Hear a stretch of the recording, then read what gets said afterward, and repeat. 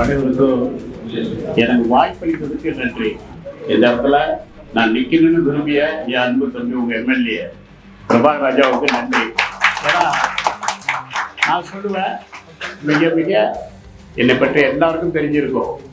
சாதாரண ஹோட்டல் கிளீனராக இருந்து tea glass கழுவி தாய் தந்துடலாம இன்னைக்கு 5000 தொழிலாளர்களோட அமெரிக்காவில் கடையை திறந்துட்டு, நம்ம தமிழ் மண் யாழ்ப்பாணத்தில் திறந்துட்டு, Singapore, Malaysia, catering college, cinema, யூடியூப்னு தடம் பதிச்சிருக்கிறேன். இந்த உற்சாகத்தோடு உங்களோட நான் பார்க்கும்போது எப்பவும் மனம் தளராம எந்த விஷயத்திலையும் கவனமாக இருக்கு. கவனம் ஒன்றுதான் நம்மளை பாதுகாக்கும். எந்த இடத்துலையும் அலட்சியம் இருக்கக்கூடாது. நடந்துரும், நம்பணும், பேசணும், இல்லை செஞ்சிருவாங்க, அத்தனையும் சந்திச்சவனான். இன்னும் ஒரு உண்மை சொல்றேங்க, தலைவருக்காரு அன்பான பொன்குமார் சாரு மிக சிலித்து போவார். அவரெல்லாம் பார்த்து அவர் இப்படி வந்துடக்கூடாது, எப்படி வந்திருக்கணும். அவருடைய ஸ்பீக்கர் சீரணி எனக்கு நினைக்கிறேன். என் நினைவாற்றல் சரியாக இருந்தார். டாக்டர் கலைஞர் தலைமையில இந்த ஆட்சி அந்த இக்கட்டான நேரத்தில் அவர் ஆட்சி அந்த உரை இருக்கு பாருங்க, சீரணி எனக்கு தான். அப்ப பீச்சு தானே இருக்கு. மேல் செலுத்தி போனேன். கிட்டத்தட்ட 20 ஆண்டுகள் ஓடி இருக்கும்னு நினைக்கிறேன் என் நினைவாற்றலுக்கு. அப்படி ஒரு சிறந்த ஒரு தமிழ் பற்றாளர், மொழி பற்றாளர், மண் பற்றாளர் ஒரு சின்ன கட்டணத்துக்குள்ள சிக்கிட்டாருன்னு நினைக்கிறேன் அவரை. அவ்வளவு ஒரு மிகப்பெரிய ஒரு அரசியல் ஞானம் கொண்டவர், மனித பட்டு கொண்டவர். இந்த மண்ணு மீது, மொழி மீதும் எதை கேட்டாலும் பேசுவார். அவருடைய குரல் அப்பெல்லாம் பார்த்தேன், இந்த அளவுக்கு இருக்காரு இவருன்னு. தாம்பரத்துல என்னுடைய தோட்டத்துக்கு போற வழி கட்டடம் இருக்கும். தொழிலாளர்களுக்கு கட்டடமா அப்படின்னு வந்து பார்ப்பேன். நான் கிறிஸ்துவ கொஞ்சம் முன்னாடி நினைக்கிறேன் அந்த அலுவலகம் இல்ல, அந்த அளவுக்கு. அதே மாதிரி அன்பு தம்பி அவங்க அப்பா வெங்கட்ராஜ் ஐயாவை தெரிஞ்சிருக்கோம். வியாபாரி சங்கம் எல்லாத்துலயுமே இருப்பேன் நான். இப்பதான் அவர் என்னுடைய வழி நடத்தினார். தமிழ்ச்செல்வம் இப்படி இருக்கணும், இப்படி கொண்டு போற சூப்பர் அப்படின்னு என்னை வாழ்த்தி உற்சாகப்படுத்தக்கூடியவர். அந்த வணிகர் சங்கத்திலேயே நாங்கள் இருக்கோம். இப்போ மலேசியா போயிட்டு வந்தோம்.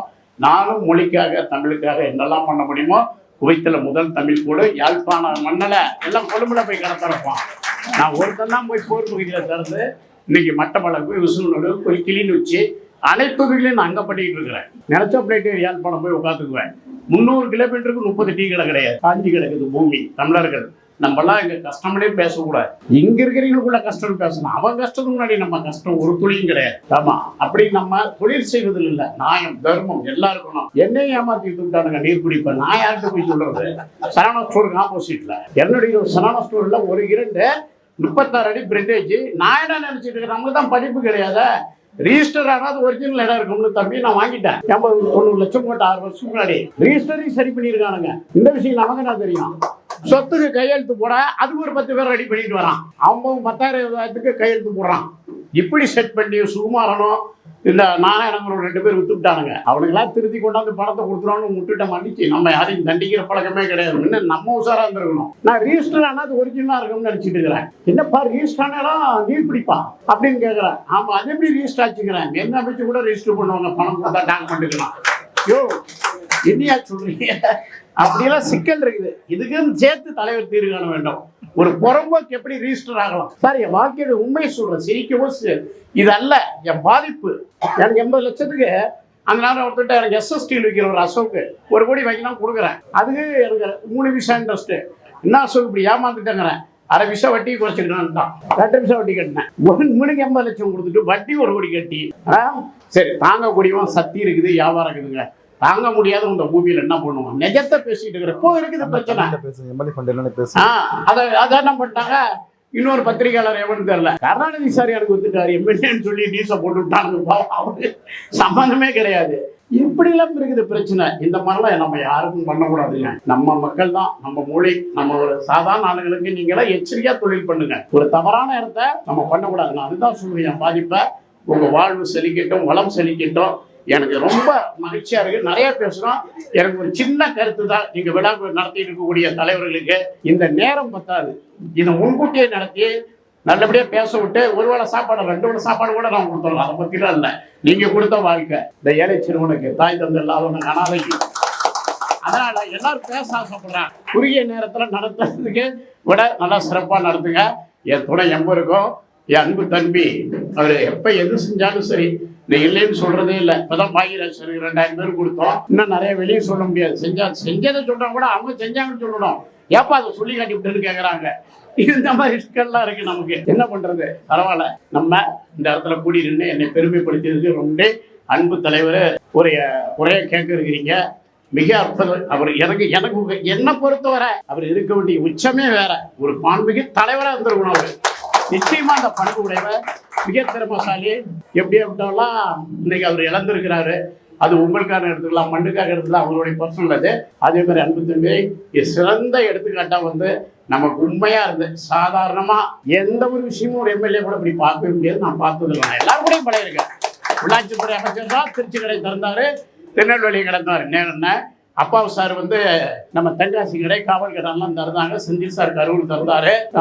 நான் எப்பவுமே தலைவரையும் தமிழும் மண்ணியும் மறக்கிறது கிடையாது. ரொம்ப நன்றிங்க. அவ்வளோதான், நேரம் குறைவா இருக்கு. நானும் சேலம் கிளம்புறேன். அங்கே ஒரு ஃபேக்ட்ரி, ஒரு கல்யாண மண்டபம், அம்மாவுக்கு ஒரு இந்த ஏழைகள் 2 ஏக்கரை வாங்கி பண்ணிட்டு இருக்கிறேன். அதை பார்வையிட கிளம்புறேன், பயணிக்கிறேன். எனக்கு என்னமோ பயமா இருக்கு. 200 வீடு தான் இருக்குது, 10ஆம் போயிடுமோன்னு உறுத்தலா இருக்குது. எனக்கு எப்பவுமே அதுதான். ஓகே, அது இந்த சிறு அன்பை ஏற்றுக்கொண்ட உங்க அன்பு பாதத்துக்கு நன்றி. கரங்களுக்கு அன்பு மொத்தங்களையும் விட்டு உங்களோட பிறந்தங்கிறதுல இந்த தமிழ் செல்வம் என்னைக்குமே நீங்க கொடுத்த வாழ்க்கைக்கு கைமாறப்ப ஆண்டவனும் மக்களும் கொடுத்த வாழ்க்கையை மறுபடியும் உங்களிடமே கொடுத்துட்டு போனதுதான். நான் படத்தை பாக்கெட்ல வச்சதில்லை, கல்லால உட்காரல. ஆபீஸ் போகாத ஒரே போகாளி நான் தான். மனிதர்களை நண்பனை, அதனாலதான் நீர்பிடி பேசிட்டான். பரவாயில்ல, அதை நீங்க தீர்த்து தந்துருவாங்க. யாரோ ஒருத்தர் சிறுத்தவர் பிழைப்பாங்க. எல்லாரும் நம்மளாம் தமிழர்கள் மாதிரி பண்பும் அன்பும் பாசமும் கொண்ட இனமே இந்த உலகத்துல யாரும் கிடையாது. நம்மளை தான் உலகத்துக்கே வழிகாட்டி. நம்முடைய கண்டத்திலிருந்து இன்னைக்கு எங்க தோன்றாலும் தமிழ் மொழி இல்லாத சவுத் ஆப்பிரிக்கால கூட 30% அவங்க பேசுற மொழியில தமிழ் இருக்கு. அப்படிப்பட்ட தமிழ் தான் என் சொத்தே தவிர இந்த பணமும் காசும் புகழும் எதுவும் கிடையாது. நன்றி நன்றி பேசிட்டே இருந்துருவேன். ஏன்னா அவங்களெல்லாம் பார்க்கும்போது அவளுக்கு உற்சாகத்தை கைவிடாதீங்க. உடம்ப பார்த்துங்க. 4 விஷயம் இன்னைக்கு நடக்குது. கருதரிப்பு ஹாஸ்பிட்டல் அதிகரிச்சிச்சு, முடி உதிராமை, கண் பார்வை, இதெல்லாம் அதிகரிச்சுட்டு போகுது. இதெல்லாம் பண்ணிட்டாங்க. எங்க பார்த்தாலும் 2க்கு மேல வேண்டாம், 3க்கு மேல வேண்டாம், 10, 15, எங்க பாட்டிக்கு 12 போய் இப்போ 1க்கே இவ்வளவு கஷ்டப்பட்டுட்டு இருக்கிறோம். கொஞ்சம் உணவுல கவனம் எடுக்க. நல்ல புரோட்டீன், ஹெல்த் முக்கியம். நம்ம எப்பயுமே ஹெல்த் பார்த்து சாப்பிட்றது இல்லை, கிடைக்கிறத சாப்பிட்றோம். ஈவினிங் உணவு கொஞ்சம் சீக்கிரம் எடுத்துக்கலாம். எல்லாம் சுகர் ஒன்றுமே இல்லை. வயிறை காய போட்டு சாப்பிட்டா கொழுப்பு கஞ்சி போயிடும், எல்லாம் போயிடும். நல்ல புத்திசாலிகளாம் நல்லா என்ன பண்றாங்க, ஈவினிங் சீக்கிரம் சாப்பிட்டுட்டு காலையில வயிறை நல்லா காய விட்டு நல்ல மாவுச்சத்து இல்லாமல் கொஞ்சம் முட்டை சாப்பிட, கொஞ்சம் பன்னீர், இப்படி வைத்த நப்பிங்க, கீரை வகைகள், நல்ல தானிய வகைகள்லாம் நேரத்தில் சாப்பிட்டுங்க. அது ஒன்னே போதை மருந்தா இருக்கும் என்று கூறி விடைபெறுகின்ற. அதனால என் பிரியாணி மத்தியானத்தில் சாப்பிடுங்க. வாழ்த்துகள். நன்றி அண்ணா. நன்றிண்ணா. நன்றி ஐயா. நன்றி ஐயா. அரியலூர் தொழில் சேவை நல சங்கத்தின் விருகம்பாக்கம் தொகுதி நிர்வாகிகள் பதவியேற்பு பொறுப்பேற்பு விழாக்கு தலைமை தாங்கி நடத்தி கொண்டிருக்கூடிய எங்கள் இயக்கத்துடைய வட்ட செயலாளர் அன்பிற்கினிய தொகுதி தலைவர் அருமையான திரு ராஜேந்திரன் அவர்களே, அன்பிற்கினிய சகோதரர் மகேஸ்வரன் அவர்களே, இந்த நிகழ்ச்சிக்கு முன்னிலை பொறுப்பை வகித்திருக்கக்கூடிய திருமுருகன் அவர்களே, தட்சிணாமூர்த்தி அவர்களே, பாஸ்கர் அவர்களே, அன்பிற்கினிய சகோதரர் மாநில தலைவர் மருது அவர்களே, SM குமார் அவர்களே, ஜெயராமன் அவர்களே, அருமை சகோதரி அக்கா அனலட்சுமி அவர்களே, அன்பு சகோதரர் வில்லியம்ஸ் அவர்களே, இந்த நிர்வாகத்தை சார்ந்த பல்வேறு பொறுப்புகளுக்குரிய நிர்வாகிகளே, கமிட்டி உறுப்பினர்களே, வட்டக்கழகத்தின் செயலாளர் அருமை பழனிசாமி அவர்களே, பாலசாமி அவர்களே, மாவட்ட அமைப்பாளர் சசிகுமார் அவர்களே, இந்த நல்ல நிகழ்ச்சியில் மிக சிறப்பாக கலந்து கொண்டு உங்களுக்கெல்லாம் ஆக்கமும் ஊக்கமும் அளித்துக் கொள்ளக்கூடிய கட்டுமான தொழிலாளர்களுடைய பாதுகாவலர், அந்த தொழிலாளர்களுக்கு இதோ கடமைக்கு பணியாற்றாமல் உணர்வுபூர்வமாக பணியாற்றி கொண்டிருக்கூடிய அன்பிற்கினிய திரு பொன் குமார் அவர்களே, உங்கள் அத்தனை பேருக்கும் அன்பான வணக்கத்தை உறுத்தாக்கிக் கொள்கிறேன். குறிப்பாக இன்றைக்கு இருக்கக்கூடிய நவீன உலகத்துல எல்லா தொழில்களிலும் போட்டி அதிகமாக இருந்து கொண்டிருக்கிறது. எந்த தொழில் எடுத்து சொன்னாலும் சரி. குறிப்பாக இன்னைக்கு இந்த ஆன்லைன், வாட்ஸ்அப், ஃபேஸ்புக்லாம் வந்த அப்புறம் எந்த தொழில போட்டி இல்லைன்னு சொல்லக்கூடிய அளவுக்கு கிடையாது. இந்த ரியல் எஸ்டேட்லயும் ஆன்லைன் நிறைய ஆப்பு எல்லாம் வந்துடுச்சு. பார்த்துருப்பீங்க. நீங்க வீடு வாடகைக்கு விடுறதாக இருந்தாலும் சரி, அந்த தொழிலை நேரடியாக மக்கள் அதிலே நோ புரோக்கர்ஸ் அப்படின்லாம் போட்டு நிறைய பார்த்துட்டு இருக்கு செய்திகள் எல்லாம். ஆனால் எத்தனை இந்த ஆன்லைன் வந்தாலும் சரி, ஆனால் மக்கள் நேரடியாக சில விஷயங்களை நம்பக்கூடியவர்கள் நம் தமிழ்நாட்டின் கலாச்சாரத்தில் இருக்கக்கூடியவர்கள். ஆகவே இந்த ஆன்லைன் எல்லாம் தடைகளை உடைக்கக்கூடிய சாதனை செம்மல்கள் தான் இந்த அரங்கத்தில் நீங்கள் எல்லாம் அமர்ந்து கொண்டிருக்கிறவர்கள். நீங்கள் எல்லாம் களத்தில் மிக சிறப்பாக உங்கள் தொழில மிக சிறப்பாக பணியாற்றி இன்னைக்கு மக்கள் மத்தியிலே ஒரு நம்பிக்கை பெற்றிருக்கலாம் நீங்க இருந்து கொண்டிருக்கிறீர்கள். யாராக இருந்தாலும் எந்த பகுதியில் இப்போ நெசப்பாக்கமாக இருந்தாலும் சரி, சாலிகிராமமாக இருந்தாலும் சரி, கோயம்பேடாக இருந்தாலும் சரி, எந்த பகுதியில் யாரோ ஒருத்தர் இடம் வாங்க போறாருன்னா அங்கே யார் அங்கே ஒரு ஆள் லோக்கல் ஆள் நம்மால் ஒரு ஆள் இருப்பாங்க. அவங்களை கண்டிப்பாக அணுகாம கேட்காம வாங்க முடியாது. யாராக இருந்தாலும் சரி. அது உலகத்திலே பெரிய பணக்காரனே ஒரு முதலீடு செய்யினாலும் உங்களை கேட்காம ஒருத்தன் கூட இடம் வாங்க முடியாது. அந்த அளவுக்கு ஒரு அங்கீகாரத்தை பெற்றவர்கள் நீங்கள். அத மனசுல அந்த உறுதியை நீங்க வச்சீங்க. நீங்க இந்த சாதாரணமா அந்த புரோக்கர்கள் சொல்றதுல ஒரு வார்த்தைகளே கிடையாது. நீங்க வந்து ஒரு அங்கீகாரம், அரசாங்க சார்பு அங்கீகாரம் இருக்குதோ இல்லையோ, ஆனா நீங்க அந்த அங்கீகாரத்துக்கு உறுதியானவங்க. ஒரு உதாரணத்துக்கு இப்ப கன்னியாகுமரியில் இடம் ஒன்று கலைஞர் இருக்குதுன்னா நம்ம அங்க லோக்கல் இருக்க மீடியேட்டர் கூப்பிட்டு என்ன விலைன்னு யாரு கேட்போம்? எல்லாரும் கேட்போம். யாரில் அங்க வாங்கணும் விருப்பப்படுறோம். இடத்து ஓனர் கூட கேட்க மாட்டாங்க, யாரும் நம்ப மாட்டாங்க, இடத்து ஓனர் நம்ப மாட்டாங்க. ஆனால் உங்களை போன்றவர்களை நம்பக்கூடிய அளவுக்கு நீங்க மக்கள் உங்கள் மீது நம்பிக்கை வைத்திருக்கிறார் என்பது அந்த பெருமையை நீங்கள் மனதில் வைத்துக் கொள்ள வேண்டும். குறிப்பாக இன்னைக்கு அன்றைக்கு திரு பொன்குமார் அவர்கள் தொடர்ந்து திராவிட முன்னேற்ற கழகத்துடைய தலைவர் கலைஞர் அவர்கள் வழியிலும் முத்துவேலுக்கருணாநிதி ஸ்டாலின் அவர்கள் வழியிலும் தொடர்ந்து இந்த இயக்கத்திற்கு ஆதரவு கொடுத்து அந்த ஆதரவு மட்டும் கொடுப்பதை விட்டு விடாமல் தான் சார்ந்திருக்கக்கூடிய தன்னை நம்பி இருக்கக்கூடிய சாமானிய அந்த கட்டுமான தொழிலாளர்களுடைய வாழ்க்கையினுடைய ஏற்றத்தை மிக சிறப்பாக செய்து கொண்டிருக்கிறார். அதை இந்த இடத்தில் நான் சுட்டிக்காட்ட விரும்புகிறேன். அவர் 2006 2011 தலைவர் கலைஞர்கிட்ட ஒரு மிகப்பெரிய செல்ல புள்ளியா இருந்து மிக சிறப்பாக பணியாற்றி அன்னைக்கு புள்ளி விவரத்துப்படி பார்த்தீங்கன்னா அன்னைக்கு அந்த 26 லட்சம் பேர்கிட்ட அந்த சேர்த்து வச்சிருக்காரு உறுப்பினரா. உங்களுக்கு தெரியும், மீண்டும் வேற ஆட்சி மாற்றம் ஒரு 10 வருஷம் இருந்தது. சரி, என்ன பண்ணிருக்கணும் அவங்க?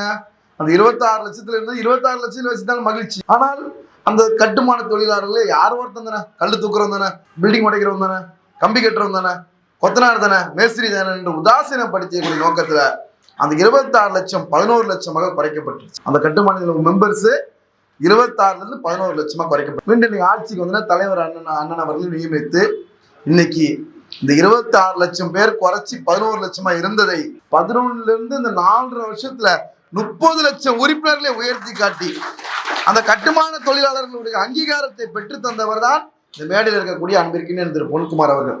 அதில் மட்டும் கிடையாது, எம்ஜிஆர் நகர் மார்க்கெட் உங்களுக்கு தெரியாத ஆளே இருக்க மாட்டேங்க. நான் கூட அந்த சாலையில் இருக்கக்கூடிய அந்த காலையில பாத்தீங்கன்னா ஒரு 6 மணி 5:30 மணிக்கு அங்க இருக்கக்கூடிய கட்டுமான தொழிலாளர்கள் வந்து நின்றுவாங்க. ஆயிரக்கணக்கான பேர் அங்கேயும் பின்னாடி இரும்பு கடை ரோட்ல நிற்பாங்க. நாங்க கூட கார்பரேஷன்ல கூட அண்ணன் முயற்சி எடுக்கிறதுக்கு முன்னாடி நானு அங்க ஒரு பில்டிங் கட்டலான்னு ரோட்ல கேட்டோம், விடவே மாட்டேன்னு தான். ஆனா அண்ணன் அதை அவர் அழுத்தம் கொடுத்து இன்னைக்கு விருகம்பாக்கம் தொகுதிக்கு மட்டுமல்ல, எங்கெல்லாம் கட்டுமான தொழிலாளர்கள் இந்த மாதிரி சாலையில நிக்கிறாங்களோ அவங்களுக்கு அங்க ஒரு ஷெட் அமைச்சு கொடுத்து நீ நிழலுக்கூடையில் நிற்கக்கூடியவன் என்று ஒரு திட்டத்தை பெற்று தந்திருக்கிறார்.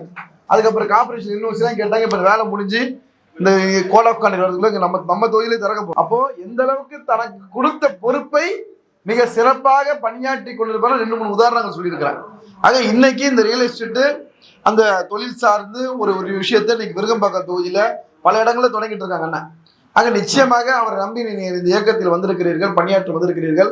நிச்சயமாக உங்களுக்கான அங்கீகாரத்தை பெற்றுத்தரக்கூடியவராக அன்பிற்கேன் திரு பொன்குமார் இருப்பார் என்பதில் எந்த மாற்று கருத்தும் கிடையாது. உங்களுக்காக நான் சட்டமன்றத்தில் 2 வருஷத்துக்கு முன்னாடி மற்றொரு அமைப்பு ஒன்று கோரிக்கை வச்சாங்க. அந்த கோரிக்கை ஏற்று உங்களின் குரலாக சட்டமன்றத்தில் தலைவர்கிட்ட கெசட்ல பதிவு வச்சிருங்க, இந்த வாரியத்தில் சேர்க்க சொல்லி.